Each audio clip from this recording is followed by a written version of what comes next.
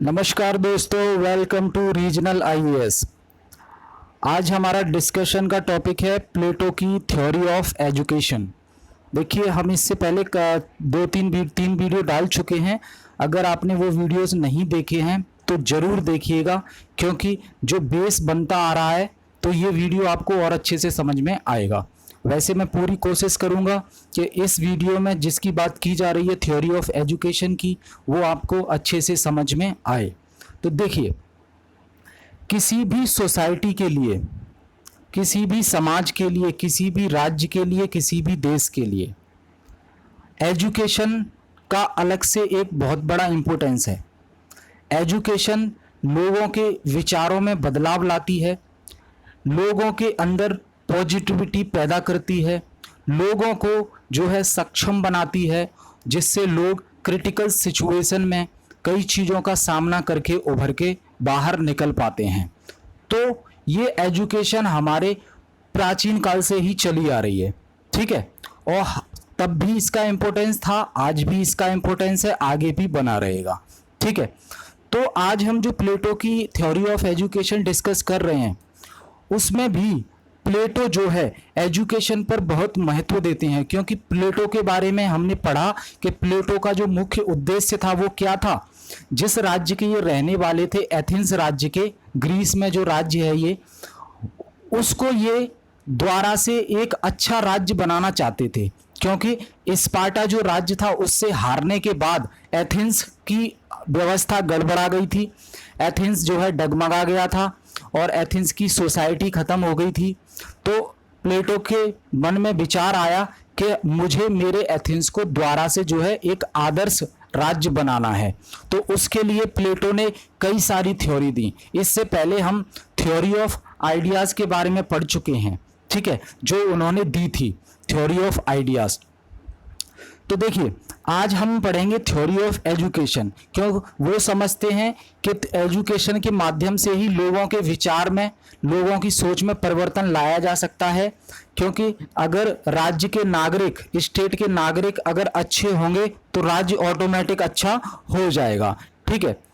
तो इसके माध्यम से ही प्लेटो क्लासिफाई करेंगे कि जो नागरिक हैं स्टेट में रहने वाले, वो कौन सा व्यक्ति कौन सा काम करेगा, ठीक है। तो उसकी इस थ्योरी ऑफ एजुकेशन के माध्यम से ही ये डिसाइड करेंगे। तो चलिए शुरू करते हैं। देखिए, theory of education, what is the purpose of theory of education in plateaus life. तो education is the method by which aptitude of a person is known and ideal state is established। तो education सबसे महत्वपूर्ण है, जिसके जरिए जो है हमें व्यक्ति के विचारों का पता लगेगा, व्यक्ति के विचारों में बदलाव आया है उसका पता लगेगा, उसका एटीट्यूड, एप्टीट्यूड जो चेंजेस आए हैं उसके बारे में पता लगेगा, और एजुकेशन के माध्यम से ही एक स्टेट, एक आइडियल स्टेट बन सकता है, ठीक है। तो Plato has dealt with the issue of education in a very exhaustive sense. Plato का जो ध्यान था वो एजुकेशन पर सबसे ज्यादा था, इसलिए उन्होंने इसके लिए एक अलग सिस्टम बनाया, अलग व्यवस्था बनाई, किस तरह से किसको एजुकेशन दी जाएगी और कौन वो एजुकेशन लेके क्या काम करेगा, इन सारी चीजों को इन्होंने बताया। तो जैसे Rousseau that Rousseau called Republic as the best book in the field of education. जो रूसो के बारे में हम आगे पढ़ेंगे, थिंकर हैं ये, उन्होंने कहा है कि प्लेटो की जो बुक है रिपब्लिक, वो सबसे बेस्ट बुक है एजुकेशन के फील्ड के लिए, ठीक है। तो इन्फ्लुएंस ऑन प्लेटो, इसके लिए प्लेटो पर इन्फ्लुएंस, प्रभाव किसका पड़ा। He has combined the elements of the education system of Athens and Sparta. जब प्लेटो अपने राज्य को आइडियल स्टेट बनाने के लिए एजुकेशन पर सोच विचार कर रहे थे, तो उन्होंने सोचा कि एजुकेशन सिस्टम कैसा होना चाहिए। तो उनके सामने जो परिस्थितियां थी कि स्पार्टा का जो एजुकेशन सिस्टम था वो काफ़ी अच्छा था, एथेंस का एजुकेशन सिस्टम खराब था। तो दोनों में जो अच्छी अच्छी चीजें थी उन चीजों को निकाला और अपने एजुकेशन सिस्टम में, अपनी थ्योरी ऑफ एजुकेशन में उन्होंने इसको अनाउंस किया। ठीक है। अब जो स्पार्टा राज्य था, स्पार्टा राज्य ने एथेंस को हरा दिया था और जो प्लेटो है एथेंस के रहने वाले थे। तो स्पार्टा का जो एजुकेशन सिस्टम था वो उसकी जो क्वालिटी थी वो क्या थी? देखिए वहां पे जो एजुकेशन है वो स्टेट की अथॉरिटी थी, मतलब स्टेट सबको एजुकेशन देगा, ये उसकी स्टेट की अथॉरिटी है, गवर्नमेंट की अथॉरिटी है। ठीक है। लेकिन एथेंस में ऐसा नहीं था। एथेंस में जो एजुकेशन है प्राइवेट होती थी, ये हमने पढ़ा।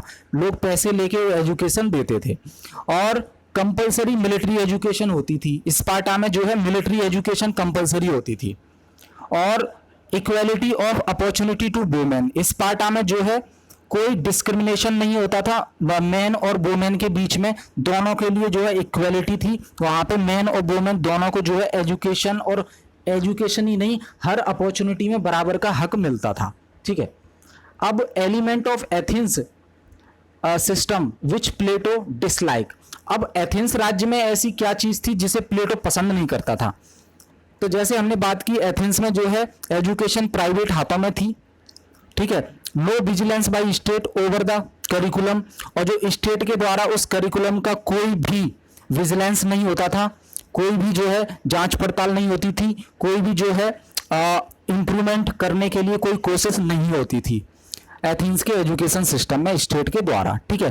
और वहां पर एथेंस में वुमेन और मैन ये इक्वल नहीं थे, तो इनइक्वालिटी थी। वुमेन को राइट्स नहीं थे और मेंस को राइट्स थे। ठीक है।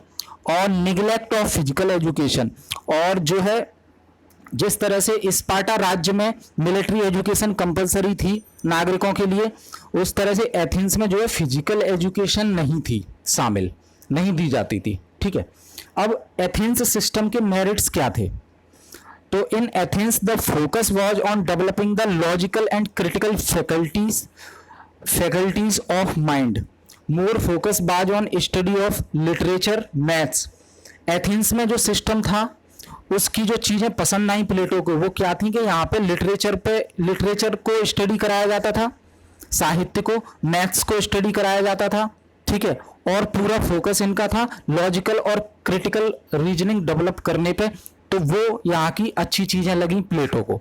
तो दोनों राज्यों की जो अच्छी चीजें थी वो प्लेटो ने ले ली और अपने थ्योरी ऑफ एजुकेशन में उनको शामिल किया।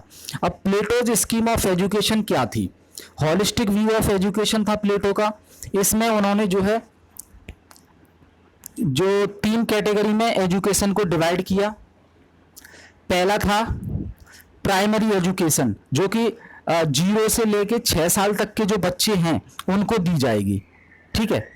तो इसमें जो है जिम्नास्टिक सब्जेक्ट शामिल थे, म्यूजिक शामिल था और मेंटल एक्सरसाइज शामिल थी, मोरल स्टोरीज शामिल थी फॉर कैरेक्टर बिल्डिंग।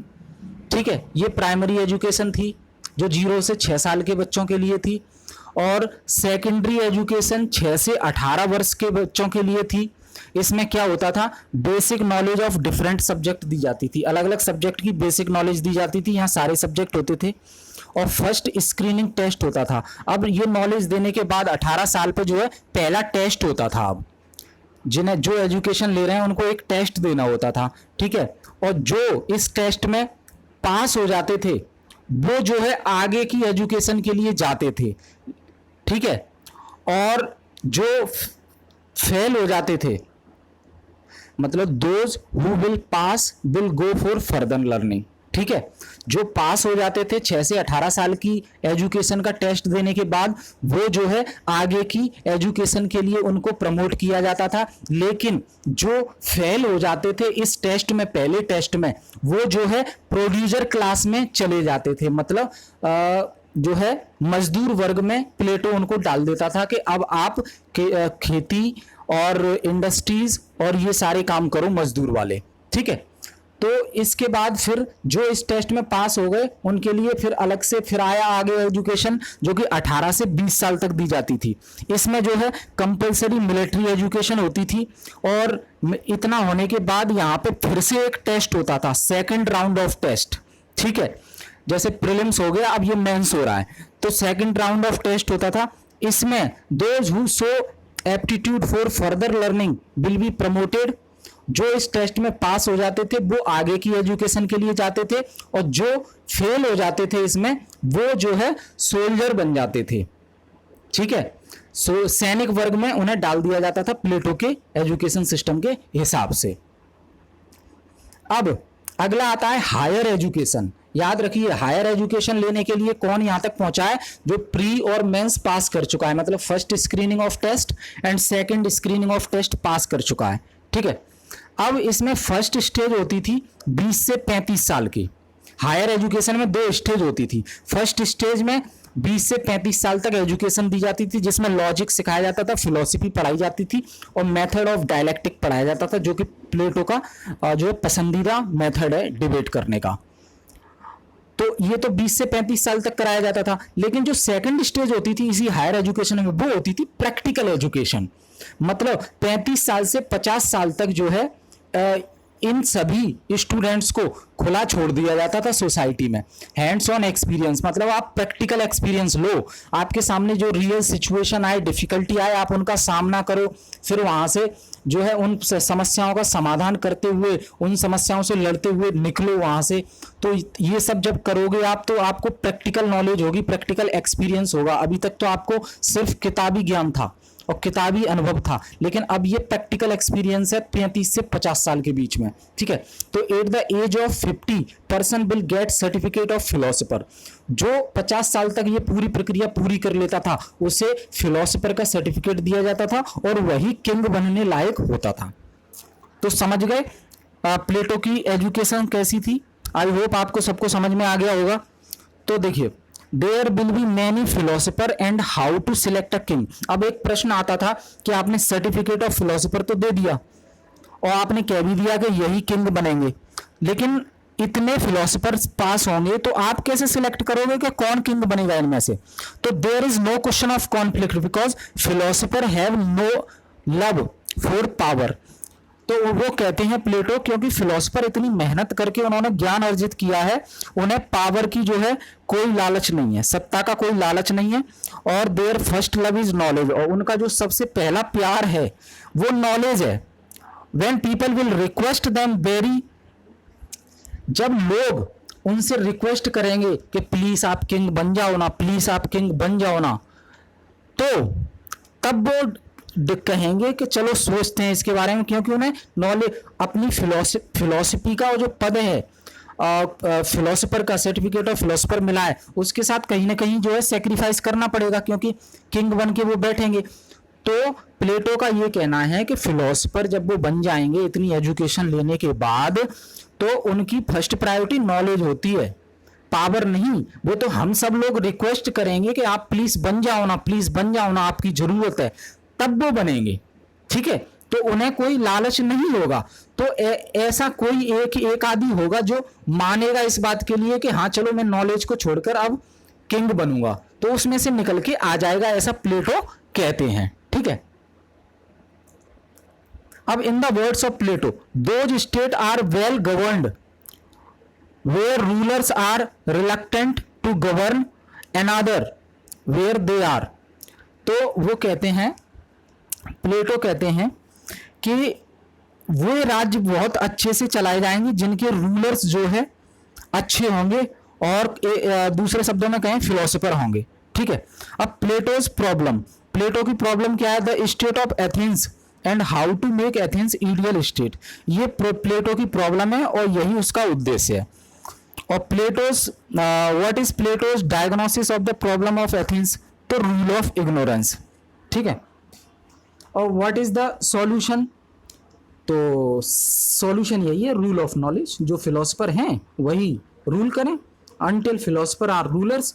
या तो फिलोसोफर रूलर करें, या जो रूल करना चाहता है उसको फिलोसफी पढ़ा दो अच्छे से, तब वो रूल करे। यही समाधान है। ठीक है, why such states are well governed where rulers are reluctant to govern, ये हमने डिस्कस कर लिया। The problem is corruption, hence if such person are ruling who are ignorant, who believe that money is a source of happiness, there will be problem।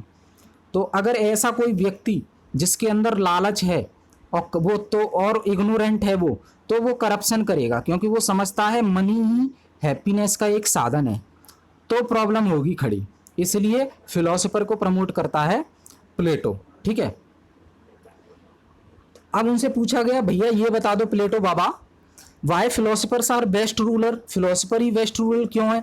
तो Plato जवाब देता है they have true knowledge of good life. इतनी जो मेहनत की है उन्होंने 50 साल तक, तो they have a true knowledge of good life, they have know just for power and money, और उन्हें कोई भी ऐसा लालच नहीं है पावर और मनी का। They will not misuse there authority, और वो अपनी अथॉरिटी का मिसयूज भी नहीं करेंगे। They will do justice with their job, और वो अपने काम के प्रति न्याय करेंगे, ईमानदारी से अपना काम करेंगे। ठीक है, तो कंक्लूजन क्या निकलती है? कंक्लूजन निकलती है Plato diagnosis is correct but his prescription is wrong. Plato समाधान तो निकालने की कोशिश कर रहे हैं, लेकिन जो तरीका वो अपना रहे हैं वो गलत है। The person who is reluctant to govern can never provide good governance, however this is not the best way to tackle corruption among the rural classes. ये कंक्लूजन है। ठीक है, ये जो है क्रिटिसिज्म है एक तरह से उनका। तो देखिए मेन जो बातें निकल के आई थ्योरी ऑफ एजुकेशन में वो क्या है कि भैया इसके माध्यम से ये क्लासिफाई कर रहा है कि कौन व्यक्ति कौन से काम करेगा। तो मैन ऑफ रीजन जिसे शासक वर्ग कहते हैं, मैन ऑफ करेज जिसके अंदर करेज ज़्यादा है वो सैनिक वर्ग में चला जाएगा, और मैन ऑफ एपिटाइट जो मजदूर वर्ग में चला जाएगा, और जिसके अंदर रीजन ज़्यादा है वो शासक बनेगा। ठीक है, अब ये है कि और प्लेटो ये भी कहता है कि एजुकेशन ही ऐसा टूल है जिसके माध्यम से हम अच्छे सिटीजन प्रोड्यूस कर सकते हैं। एजुकेशन ही एक ऐसा टूल है जिसके माध्यम से हम अच्छे सिटीजन जो है प्रोड्यूस करते हैं।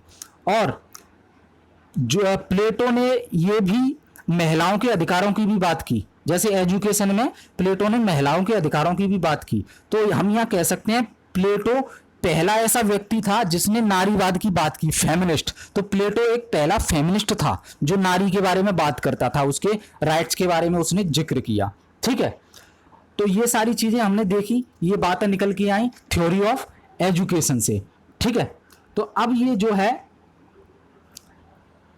तो फिलोसफर आपको समझ में आ गया। फिलोसफर जो है कोई लालच नहीं होगा उसको मनी का या पावर का। ठीक है, क्योंकि इतनी नॉलेज हासिल करने के बाद वो रिक्वेस्ट करने पर रूलर बनेगा, न कि अपनी मर्जी से। ठीक है, क्योंकि इनमें से कुछ का मानना होगा रूलर बनने के लिए, जिससे कोई मानेगा रूलर बनने के लिए जो है कुछ ना ये नॉलेज का सेक्रीफाइस करेंगे। तो हर व्यक्ति राजी नहीं होगा इसके लिए।